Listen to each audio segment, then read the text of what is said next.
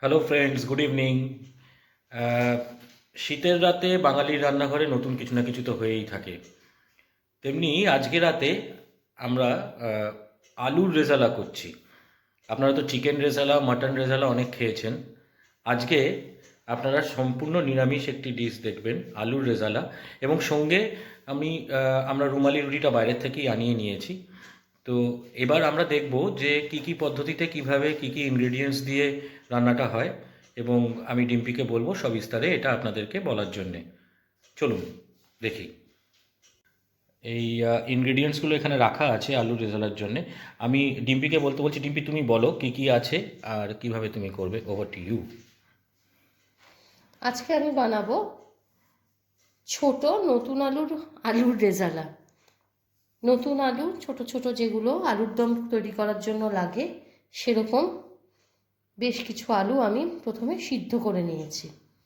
এবার আমি আলুগুলোতে একটা কাঁটা চামচের সাহায্যে একটু ফুটো ফুটো করে নেব প্রত্যেকটা আলুকে, কেননা এতে নুন মিষ্টি আলুর রেজালার মধ্যে ঢুকবে।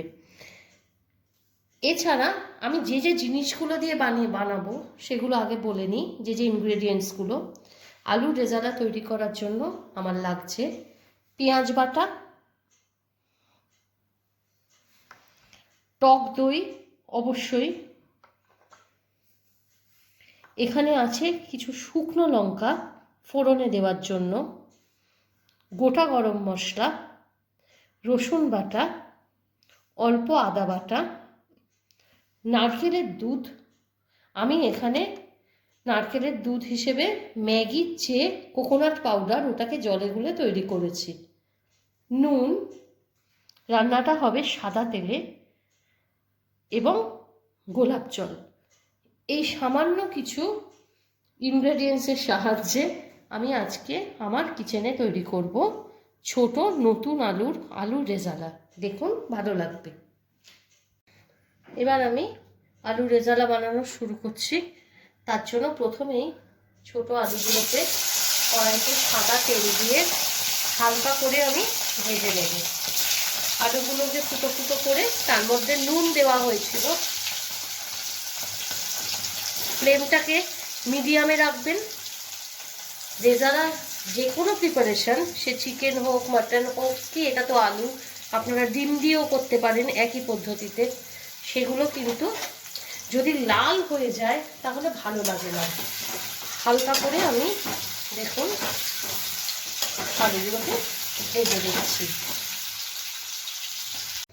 রেজালা তৈরির জন্য এবার আমি প্রথমেই শুকনো লঙ্কাগুলোকে সাদা তেলে ভেজে নিচ্ছি।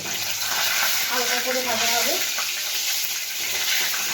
রেজালাতে শুকনো লঙ্কা কিন্তু একটা খুব ম্যান্ডেটরি পার্ট।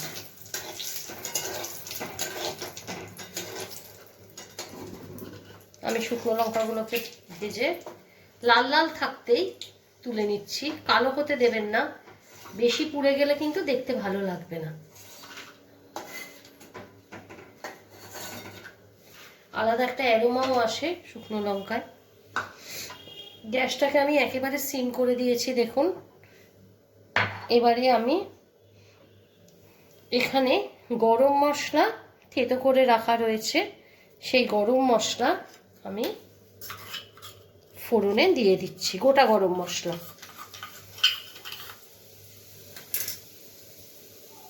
এবার আমি একে একে এতে দেব পেঁয়াজ বাটা,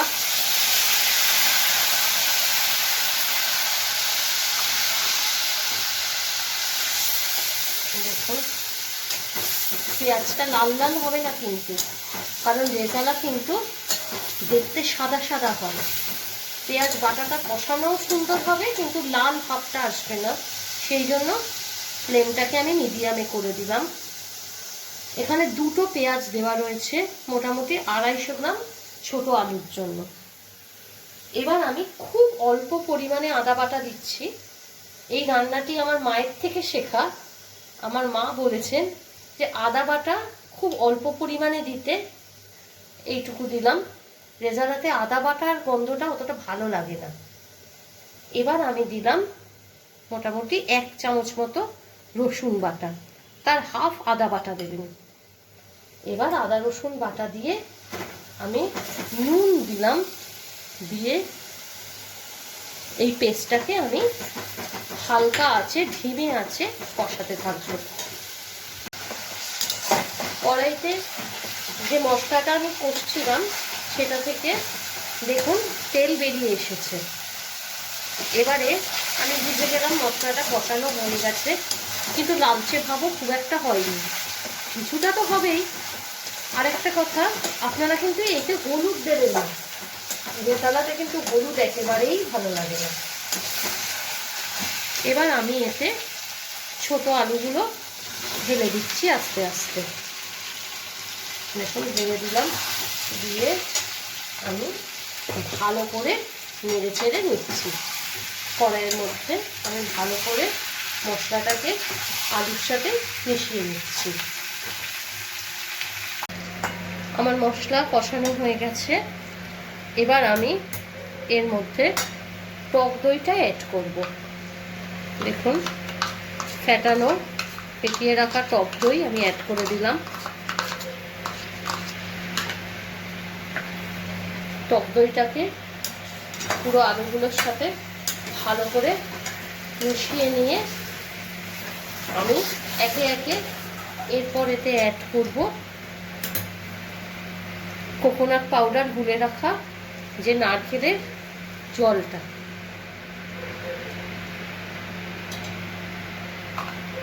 অ্যাড করব ভেজে রাখা শুকনো লঙ্কা, ভালো করে নাড়িয়ে নিই। রেজালা কিন্তু একটু মিষ্টি মিষ্টি হয়, চিকেন বা মাটনে সেটা না হলেও আলুর রেজালায় একটুখানি মিষ্টি হলেই ভালো লাগে। আমি এতে একটু এমনি জল অ্যাড করছি, নর্মাল ওয়াটার। আপনারা গরম জল দিতে পারেন, তাড়াহুড়োতে আমি আর গরম জলের দিকে গেলাম না। এতে আমি এরপরে অ্যাড করব চিনি, 1 স্পুন চিনি আপনার যথেষ্ট, যতটা দিয়েছি তাতে। একটু মিষ্টি মিষ্টি হলে ভালো লাগে খেতে। যেটা বলতে ভুলে গেছিলাম, এতে আমি অ্যাড করব ঘি। রেজালাতে কিন্তু ঘি দিতে হয়। দেখুন ঘন হয়ে এসেছে মোটামুটি। এবারে লাস্ট পিঞ্চ যেটা আমি করব সেটা হচ্ছে গোলাপ জল।